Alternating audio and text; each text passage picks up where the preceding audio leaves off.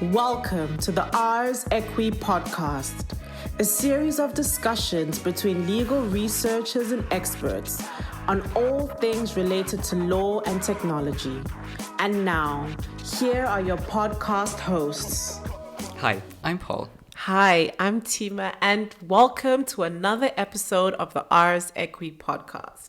As you know, we are currently in our series about porn, and we're going to continue. This is the final episode in the porn series, so we hope you've enjoyed it thus far, and we hope that you enjoy this final episode.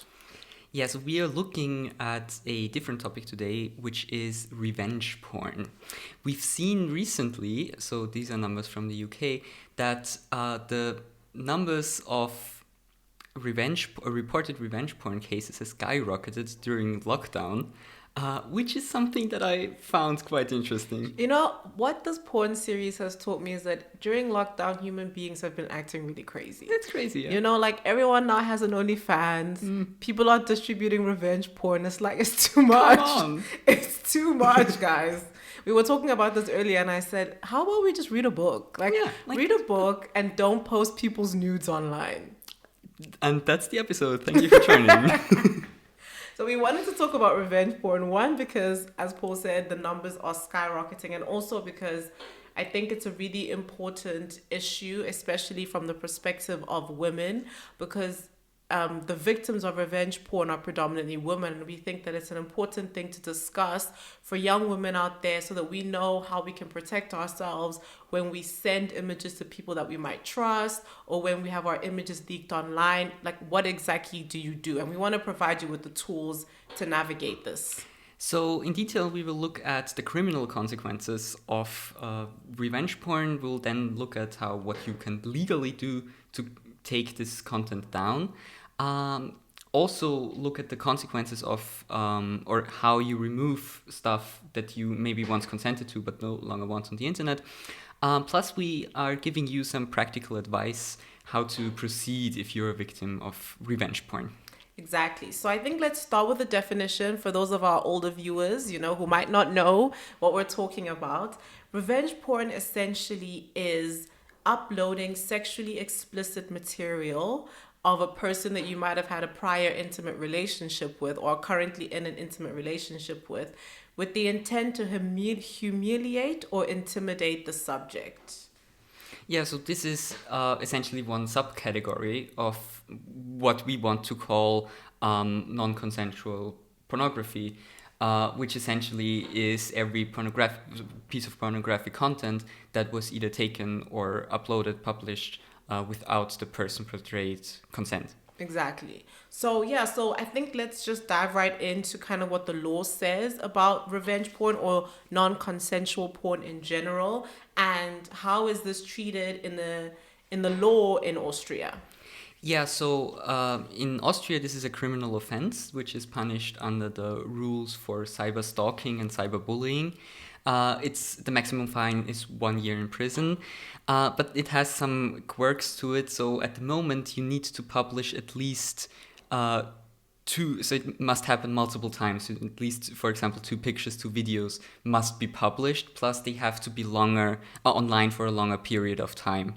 So this is something that is really, unnecessary, really, but because what's the difference between 1 piece and 2 pieces?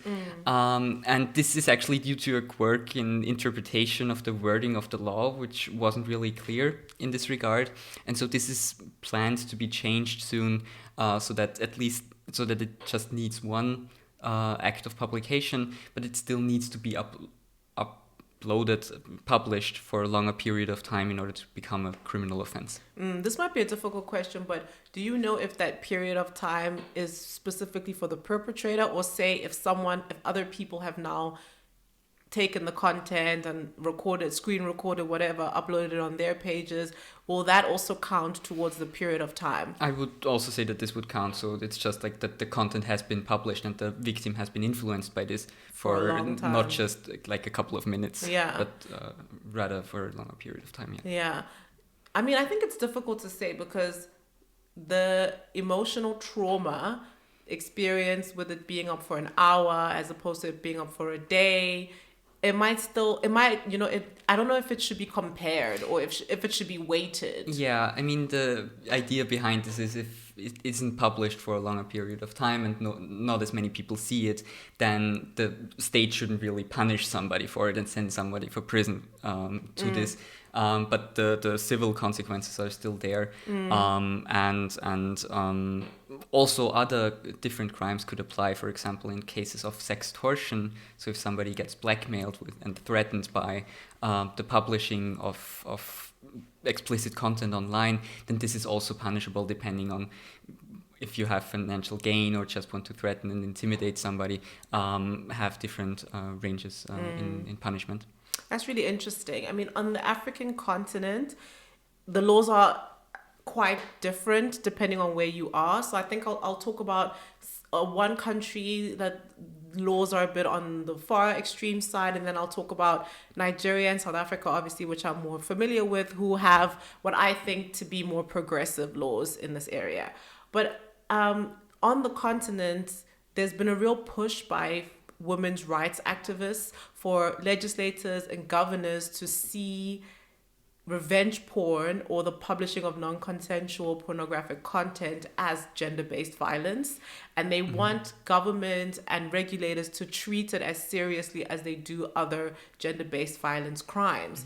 So based on that, there's been a real push by activists to really get involved in the space, and we've seen a lot of laws really develop in recent years from this. So we'll start with Uganda, and Uganda is a bit on the wrong side of things. Shout out to my Ugandans. Love you guys.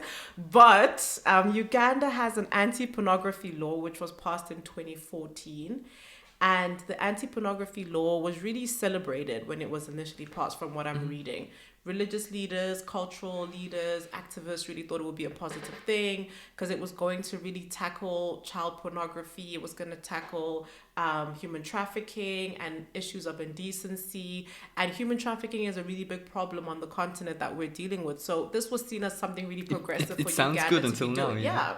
So it was all peaches and cream. And then it ended up being that in the way the law was presented, although this might not have been intentional, but the application of the law has actually had negative effects on some victims of revenge porn.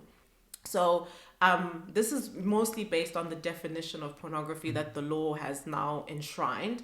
And it defines pornography as any representation through publication, exhibition, cinematography, indecent show, information technology, or by other means of a person engaged in explicit sexual activity or representing sexual parts with the intent of sexual excitement, right? So it's a really kind of broad definition.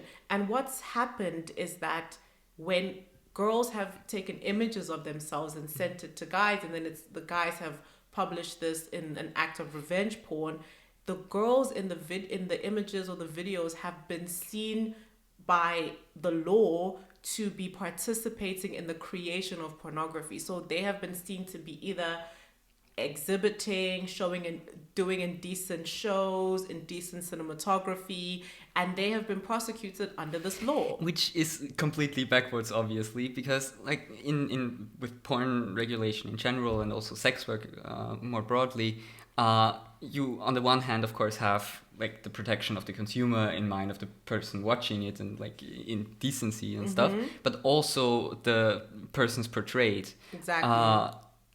So they are protected as well, and this is like completely disregarding this. Exactly, because it creates this blanket prohibition on nudity or like nude content or pornographic content, and a blanket prohibition kind of doesn't acknowledge the nuances of consent, lack of consent, being forced to do something, being incited to do something. You know what I mean? So it's like the law creates an issue where it should actually be protecting victims. It prosecutes victims. So there's an example of a 23-year-old university student who was arrested and had to appear in court in Kampala, and she was later released on bail, but essentially she had to appear in court because of this issue, right? And I'm not sure what ended up happening with that case, but that was one of the real cases that brought a lot of activists coming out and saying, listen, we have to look at the law, we have to change the law, because this anti-pornography law is so vague and so broad that it can be applied in a way that really harms women who are essentially mostly the victims of crimes like this. So that's what is on that side. And then you have countries which are, in my opinion, quite progressive in this area. So, for example, Nigeria has the Cyber Crimes Act, where in essence the reading of Section 24 of the Cyber Crimes Act talks about the publication of indecent or pornographic content for the purpose of causing danger, obstruction, intimidation, ill will, anxiety to another person. And the law says that publication of such content with that intent is a cybercrime.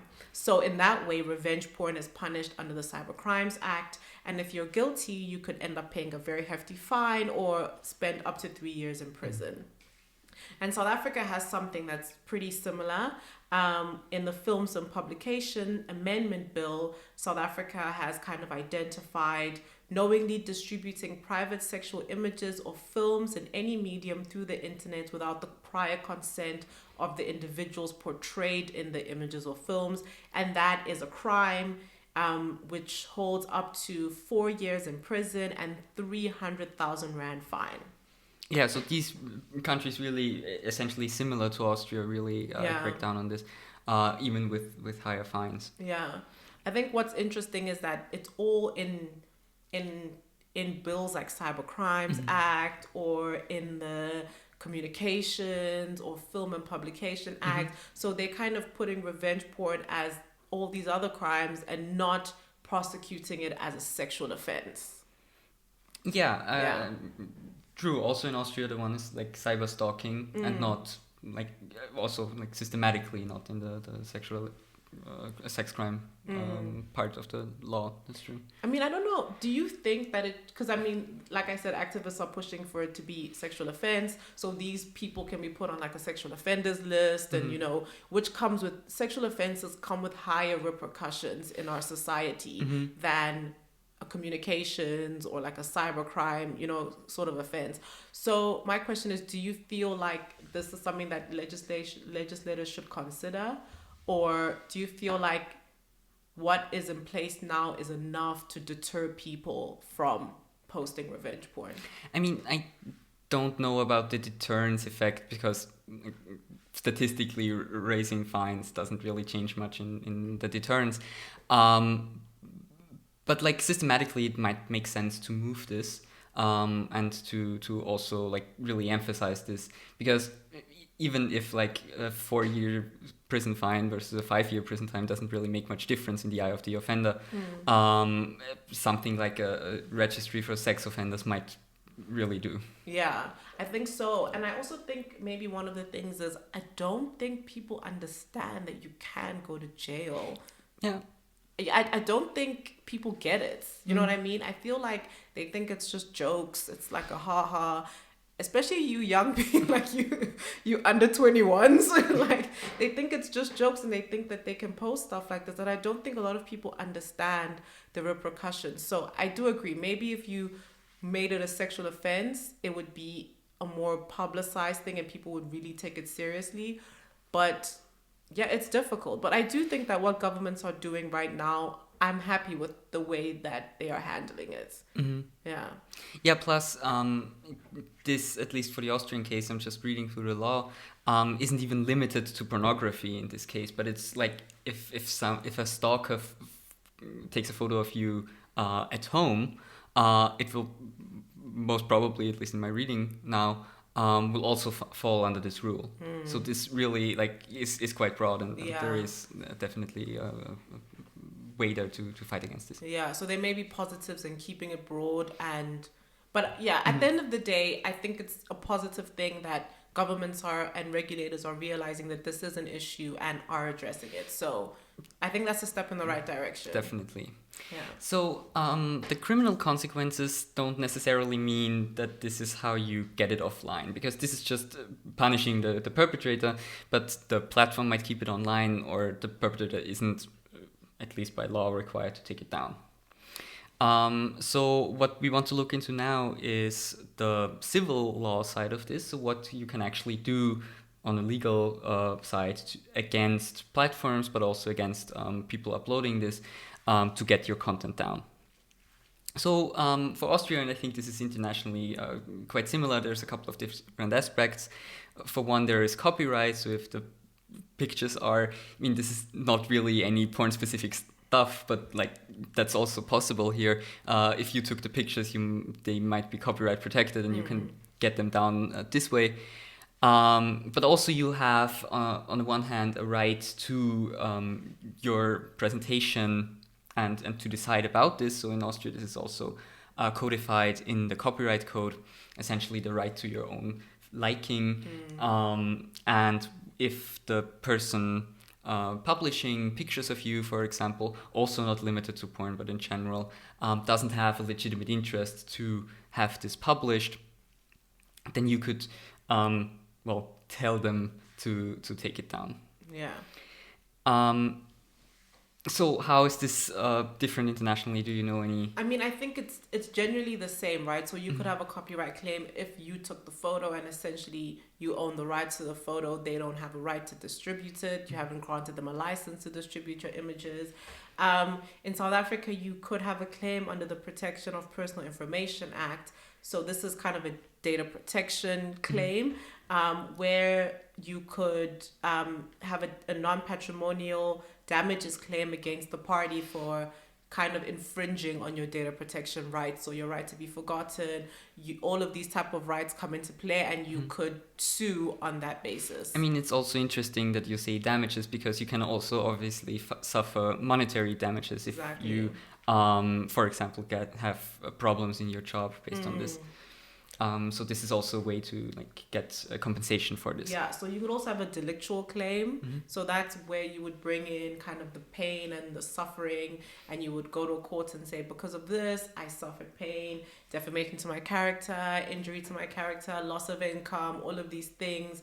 And then you could sue on that basis and essentially have damages paid to you from the perpetrator.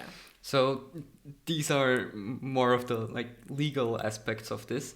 What can you do in a practical sense? Right. So obviously all the things that we've said are things that take time.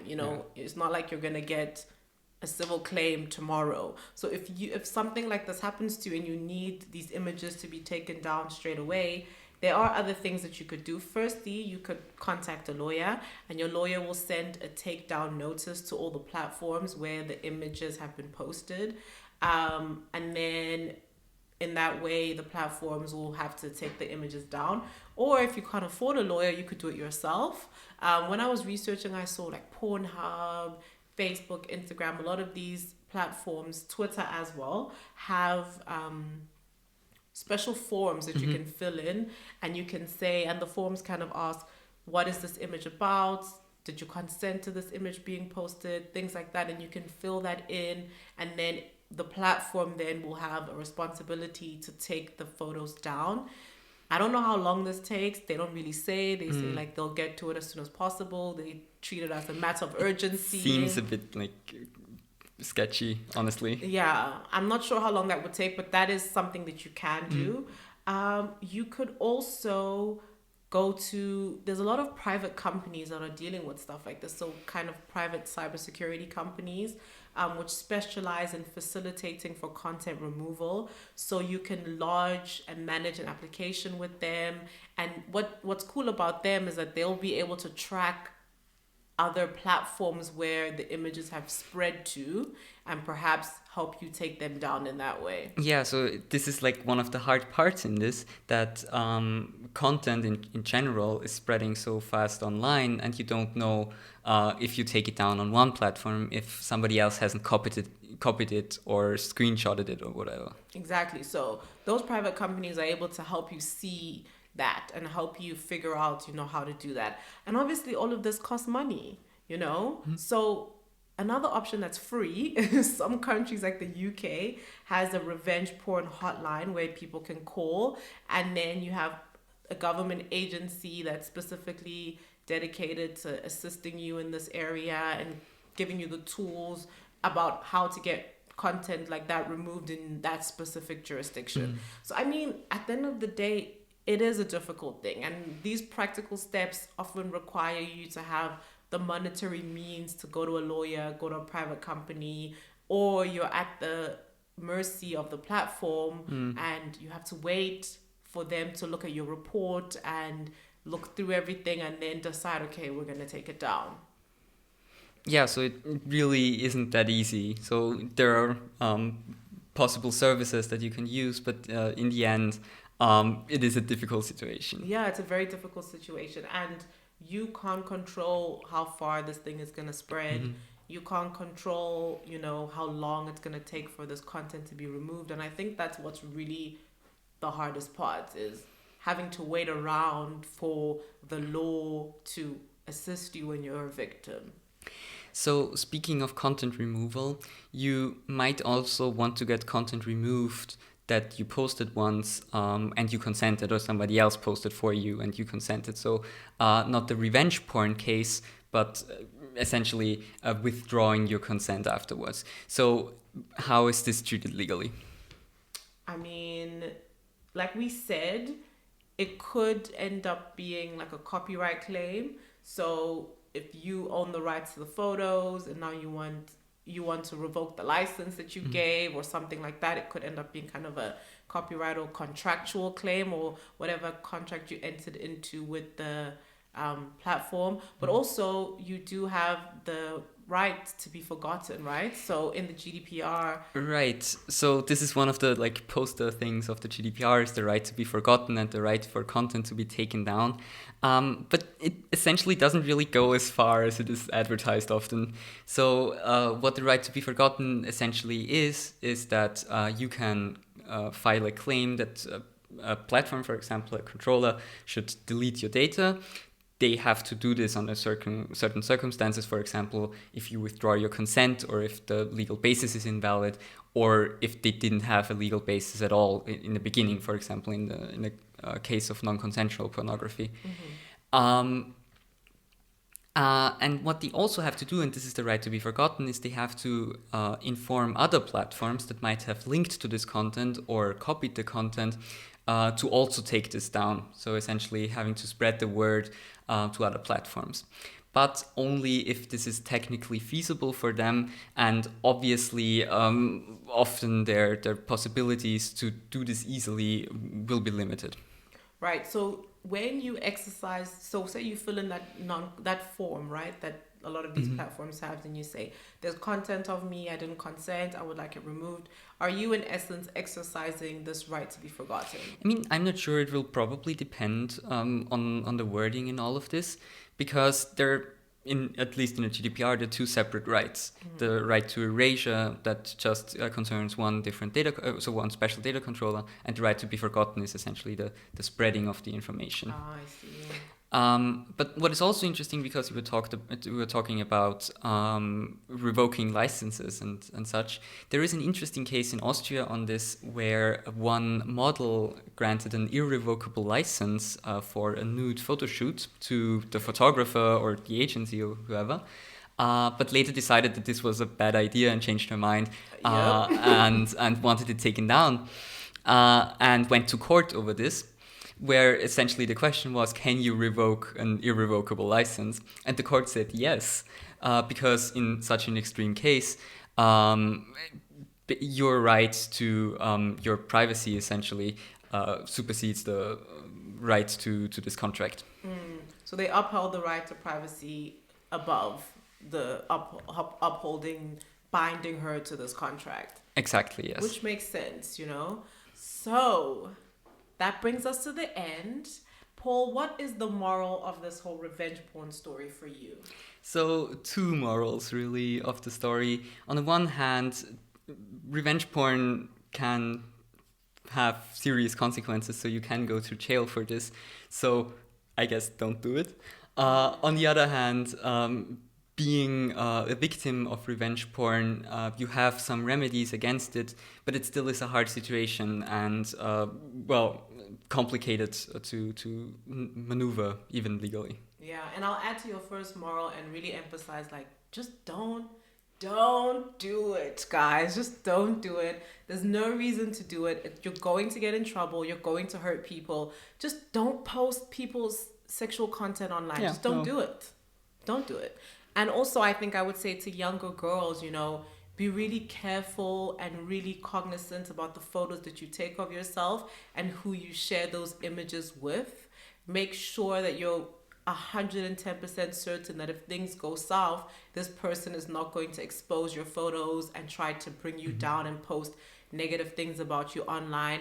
And also, just really take care of yourself. Try as best as you can not to take these photos, because it's really, really difficult to get these images taken down, and it could follow you for the rest of your life, and you just don't really want that. So take care of yourselves and don't post people's nudes online. So I think that's a good wrap up for not only this episode, but the whole series on internet pornography and the law.